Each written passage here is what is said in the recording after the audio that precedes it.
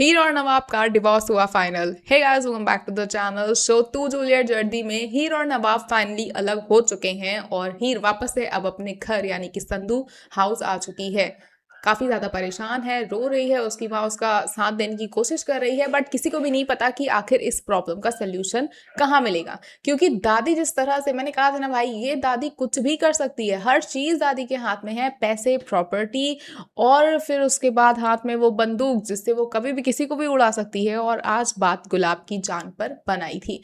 गुलाब जिस तरह से बिहेव कर रही हैं, गुलाब बिल्कुल भी हीर के साइड नहीं है, बिल्कुल भी उन्होंने हीर को कहीं से भी एक्सेप्ट नहीं किया है। और ये जो कुछ भी नाटक चल रहा था वो एक्चुअल में नाटक ही था। और दादी के साथ उन्होंने हाथ मिलाया है, निम्रत का वो साथ दे रही हैं जस्ट बिकॉज की जो हीर है उसको घर से बाहर निकाल दिया जाए, और वो लोग कामयाब हो चुके हैं।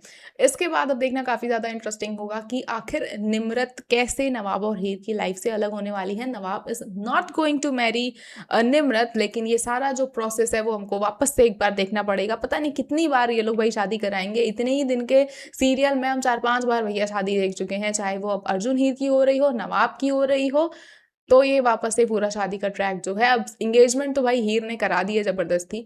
आगे नवाब क्या कुछ करने वाला है, क्योंकि इस बार जो कुछ भी करना होगा वो नवाब को करना होगा, क्योंकि हीर पूरी तरह से साइडलाइन कर दी गई है। और हीर को नहीं पता है भाई कि कौन है दादी, क्या है बैकग्राउंड, कौन है निमृत, कहाँ से आएंगे लोग। इन सारी चीज़ों के बारे में अब नवाब को ही स्टैंड लेना पड़ेगा, क्योंकि बलि का बकरा यानी कि दूल्हा तो वही बने हैं। फिलहाल आपको क्या लग रहा है इस ट्रैक को देखने के बाद कि किस तरफ शो जाने वाला है? क्योंकि ये शादी वाले, मतलब उन लोग के एग्जिस्टेंस से, निम्रत और दादी के एग्जिस्टेंस से ही ऑडियंस को इशू हो रहा था, और अब तो आप पूरा का पूरा शादी का ट्रैक दिखाने वाले हो, वो भी नवाब के साथ। So this is going to be bit upsetting for the audience. लेकिन उसके बाद भी मेकर्स अब क्या प्लान कर रहे हैं, क्योंकि नए काफ़ी सारे शोज आ रहे हैं।